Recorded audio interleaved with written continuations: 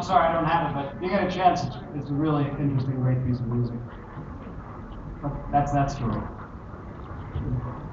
So I'm very happy to, I used to structure these master classes with things I wanted to talk about and things I wanted to get through. But really, it usually works better by taking questions. If anybody has anything they'd like to ask. I have a question for you. When you learn a piece of music like that, is your fingers that remembers it, or is it your mind telling your fingers what to say? And a follow-up question. What if you fall out of it? What if suddenly you do something wrong? And then, what is it? Toot toot! It's a train wreck. Well, no, that's a good question. And what I do is, it's according to the song. You know, something like a piece of Frank Zappa music, and a lot of my music, something like Building the Church, parts of it, like, when I first wrote that, and I have to fix the tape because the way I have it starting, and boom, and then I come in, and I missed it, just when maybe you caught it, maybe you didn't, but I can find my way there, you know. But something like that, it was first an idea. It was a visualization. I said, "What? I want to do something interesting and cool," because I had the rhythm part. I had the song, and I wanted. That was one level of it, but I wanted to do something interesting on the guitar that was technical but musical. So years ago, I was fooling around with this technique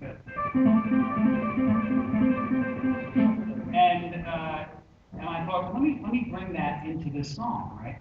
So when I started doing this, it was like, because it was a visualization. I saw myself moving around the neck, doing this tapping stuff that was really beautiful, not just because just doing the technical part is it's just technical, and it's not good enough, because then it's just a trick, you know, and it needed to have more musical depth. So I knew how to do that, and I thought, if I could see in my mind, and this is something I would encourage you to try to do, is to imagine in your mind, see yourself. Actually, if I have any strength, it's the ability of visualization.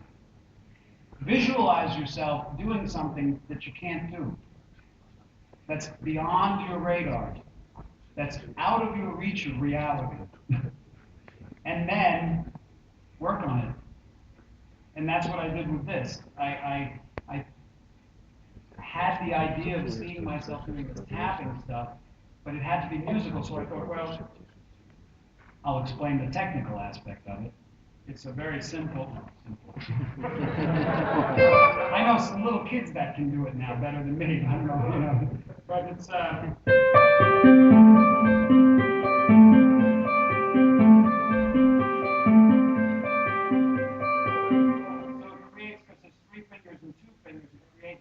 Almost computery kind of sound, but I knew that if I moved it around, it would create these different chords, you know? And then I heard these beautiful chords in the background moving around while this crazy hammering was going on, you know? And it had to have a resolve to it, and so it was in my mind. But now I had to make it real. You know, it was an inspiration, and then you got to work on it. And it was the same process, really slow. When I first tried to do it, I couldn't do it. It was like, what are you thinking? What are you know? And eventually,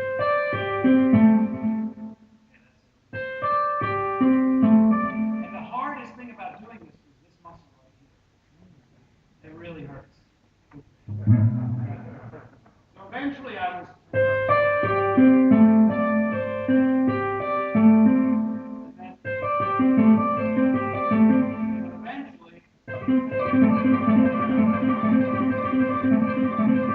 Anybody can do it. You can do it. Anybody can do it if you sit and work.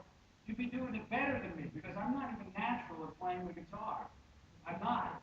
I have to work really Music is very natural to me, but playing, I've had students that astounded me with their natural abilities, you know?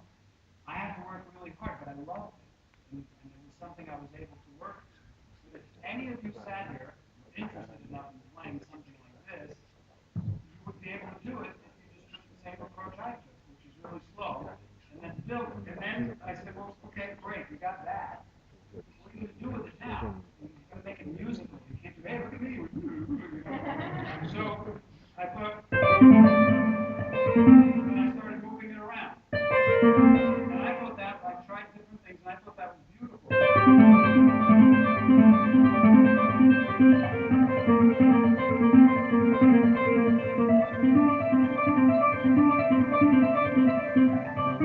Now, just going like that took a tremendous amount of practice, and I broke it down to just a little movement of and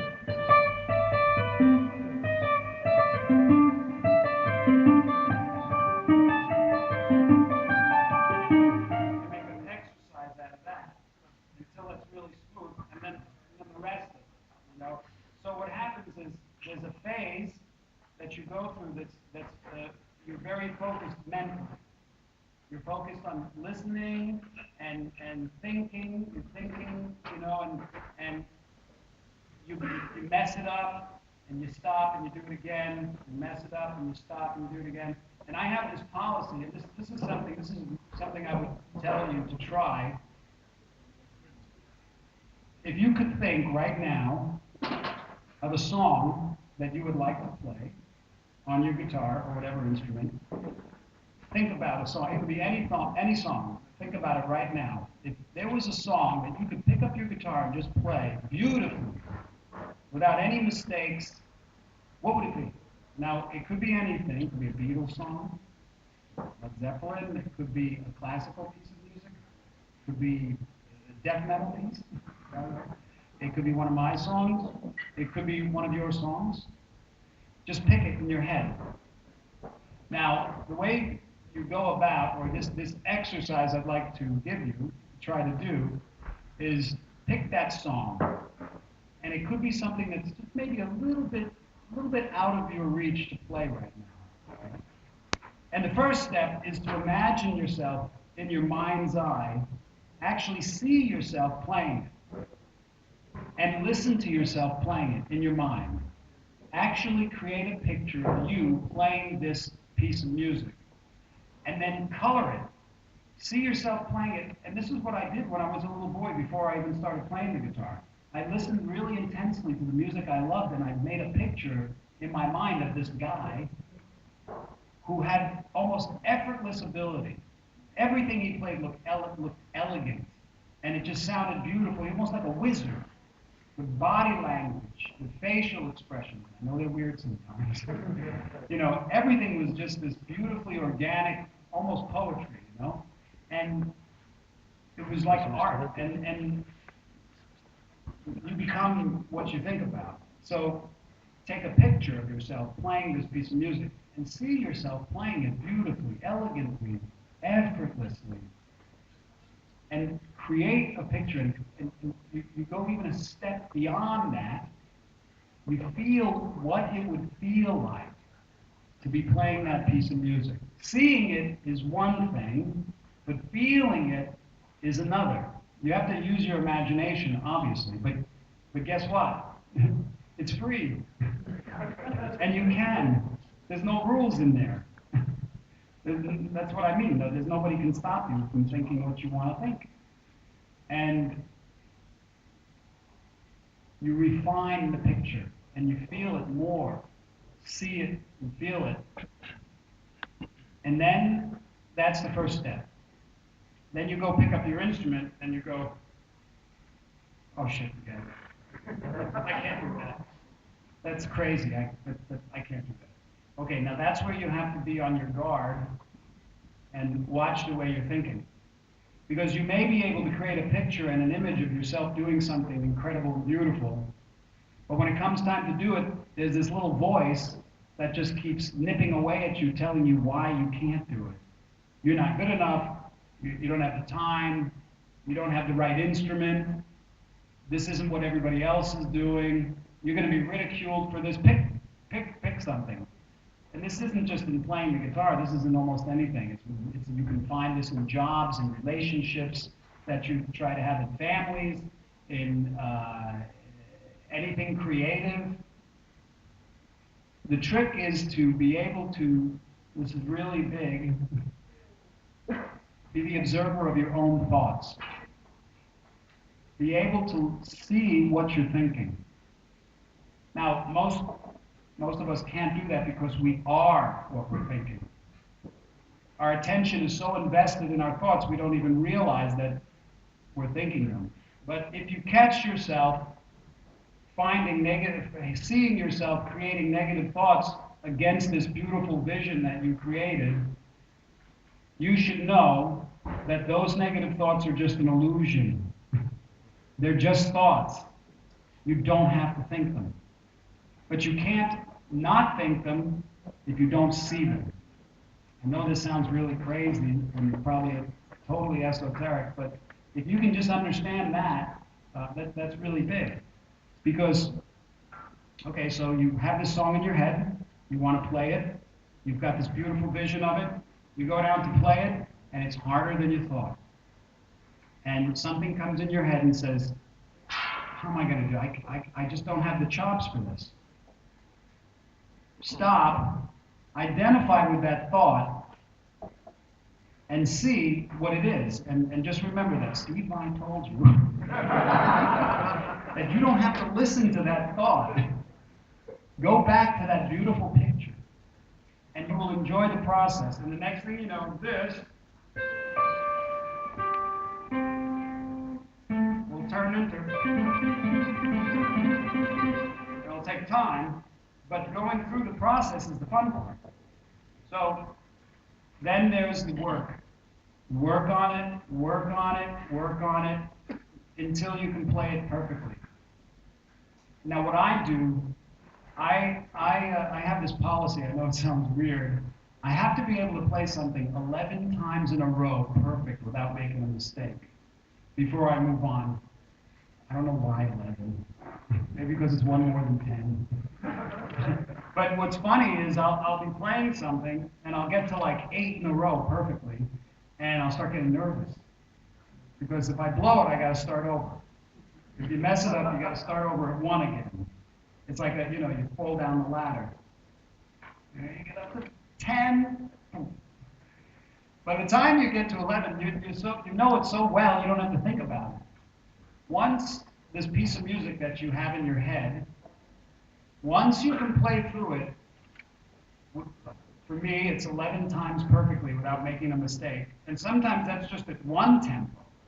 And then I have to bring it up to it, and that's with building the church. It was one tempo, slow, slow, slow. 11 times in a row without making a mistake. And then the next tempo. And that, as you can imagine, it takes a while, but you're building your chops. You're building your church.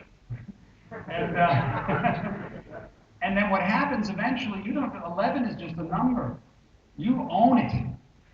You can play this piece of music without worrying about the technical side of it. So this is the transitional period of going from having to think about what you're playing to have it become just a natural thing that your hands do. Okay? Once it gets to that point, once you've gotten to the point where it's just something natural that your hands can do without having to worry, like what's new in Baltimore, Maggio, the Black Page, building the church, tender surrender, for the love of God, whatever it is, you've gotten through the first level. That's level number 1. Okay? Level number 2 is the emotional commitment to the music. Level number 2 is when the inspiration is free to rise. It's hard for the inspiration to come when you have to worry about what you're playing. You can't really do it, So once you own this piece of music with your fingers, then it's easier to make an emotional investment. And then the music starts, you become the music. You start moving with the music. It starts to sound like music, not just a series of things that you know how to play perfectly. And you all know what I mean, because you know the difference when you're listening to somebody that knows how to play something perfectly without making a mistake, and when what they play is charged with emotion, with a connection. And even then, you can make a mistake. That happens to me. And when it happens, it used to drive me crazy. When I was younger and I would be on stage and I'd make a mistake, it would ruin my whole show. You know? It doesn't happen anymore. I mean, I still make mistakes, but it doesn't ruin my show. I accept the fact that I can make mistakes, and sometimes I'm so into what I'm doing, I can get lost. They just you know, and sometimes it's a train wreck. So too bad, you know. You recover somehow, and you keep going, and just forget about it. You go, you know. But if you're really emotionally committed to what you're doing, you'd be surprised what you can work around. You know. So the beautiful thing, if you can take this piece of music that you were thinking about and take it through this process that I was telling you, and when you get bored of it, remember that Steve I said being bored is just a thought, and you don't have to think about it. When you feel like you don't really, you know it's good enough, but it's not perfect, that's just a thought. You have to get it perfect, because that's when the payoff comes. Let me qualify that, because perfect is a dangerous word. You can be sloppy and still be perfect. The perfection is in your connection with the piece of music, not so much necessarily the mechanical, technical perfection. So if you can take this through, the beautiful thing that happens is when you start playing this piece of music, you start feeling it. It's lovely. It's lovely. It's like you almost feel like that's what I'm here for, to feel this. And what happens? Your confidence goes poof, you know. And then you start thinking about another song you can do, and it comes much quicker because you know you can do it because you've done it before. And then another one comes and I want to do this one, and I want to do that one. And you build this repertoire, and it happens faster. It happens quicker. And when you go to perform, sometimes you're in the moment, in that beautiful, expressive moment without practicing at all, like improvising. When I'm improvising, when I'm doing my best stuff, I'm not thinking technically at all. It's in the background, the technical stuff. Like, okay, there's a D minor chord. I know that I'm in this key and it's switching, but you don't think about it. You just hear it and you're there.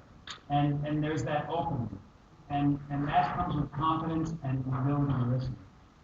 Does that answer the question? Totally. Oh, okay, good. I have a tendency to ramble. We have another question? Yep. Sure. How did I write Gravity Storm? You know what? I think I have. A lot of times what I do is I'll be playing and I'll come up with an idea and I record it on my iPhone. And sometimes I actually will just be playing and something will happen and I'll hear something. Okay, so I actually might have when I first played the first riff in Gravity Storm on my iPhone. I got tons of stuff. Tons of stuff. Some crazy.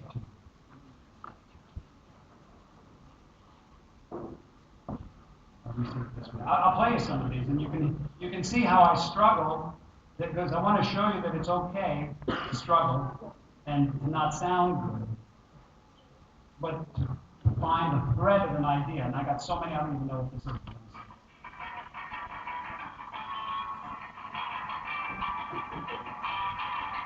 I remember.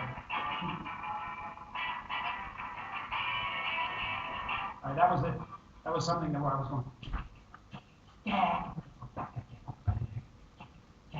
felt good, just on the recording. In sound check today, I came up with an idea, and I recorded it. It was just a technique.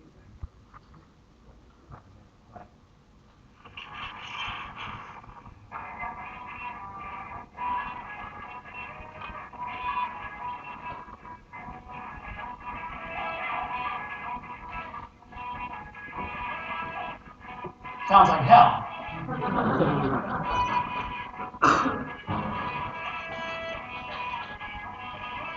There it is.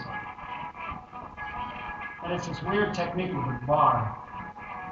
So that's one, but that was just a sort of a technical idea.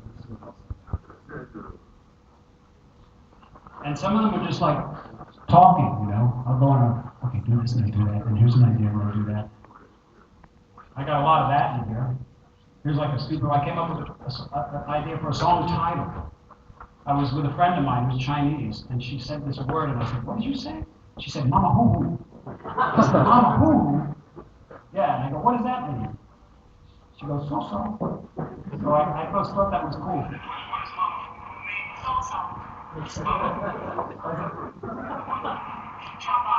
Chow bomb. Chow bomb. Yeah, right on. So I just like that way that Mama Hoo. I said, I gotta use that for a name for a song someday. So I got another one day maybe. Oh my gosh, there's so many. There's a lot of them. I want to try to find a rabbit story. I woke up one night and I had this thought, and I wrote it down, and it was in order to bring, and I wanted to write a song about it, and this is really out there, but I just had this instinct, I had this idea, and please don't criticize me for it because it was just an idea, but I thought, in order for us all to come together on the planet, there's three things that have to happen.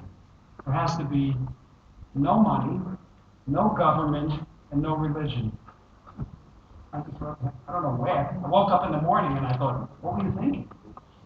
There it is.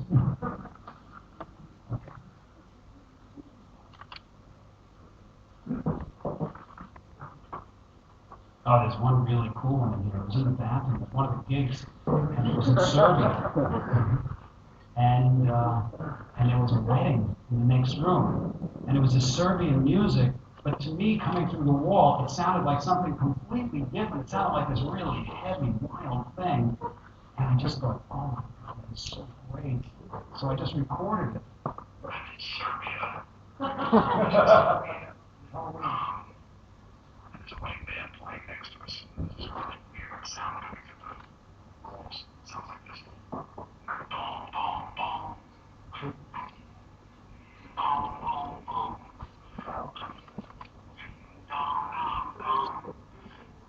So now, okay, that sounds ridiculous, but in my mind, I know what that can sound like. Big guitars going boom, boom, boom, and the melody. It goes on, and the melody. It doesn't sound anything like what they would dance into in the other room. But here's the cool.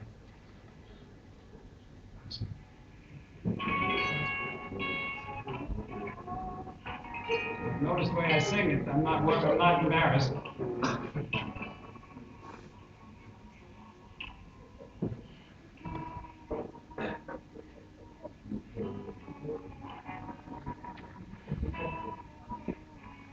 Here's the payoff.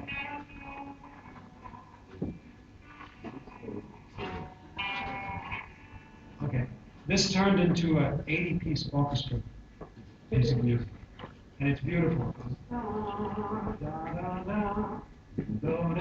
The big chord changes and the orchestra raging along. I wrote it and I performed it, and it's beautiful, and that's how it started. Struggling to find a melody in there, not in the fingers that know how to play something. Okay, you asked me about gravity.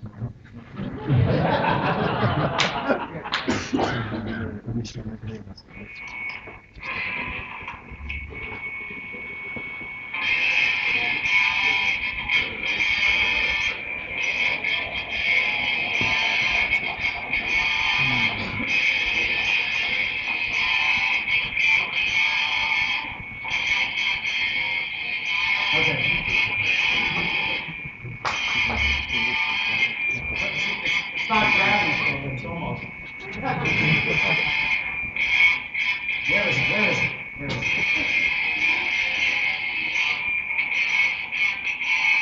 Okay, now obviously it doesn't sound like Gravity Store, but you hear that when I listen back to this, there was something in. Oh, this. Okay, this was the first. This was part of it too.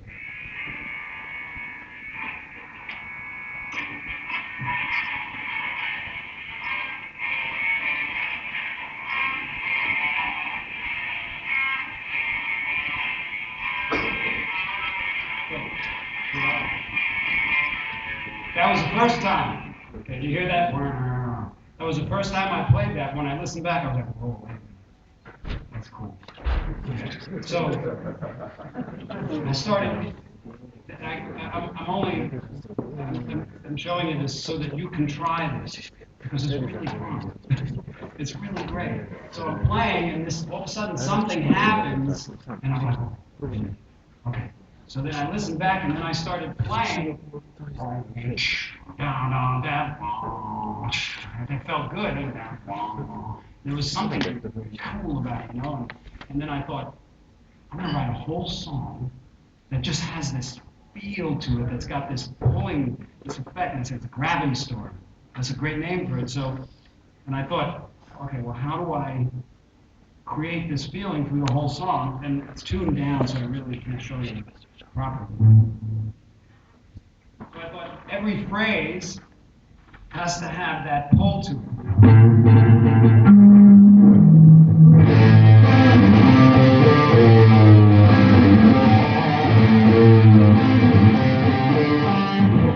Every phrase would have this kind of.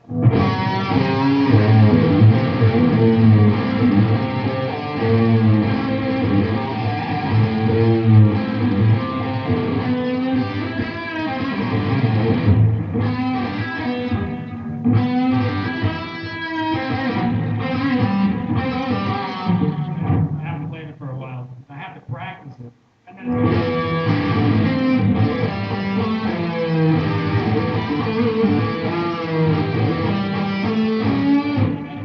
each phrase, and then when the melody comes in,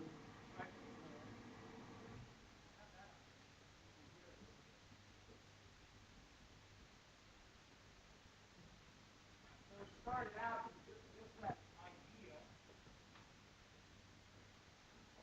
and I imagined it, and I imagined myself playing it, and I actually saw myself, just I wish I could play it.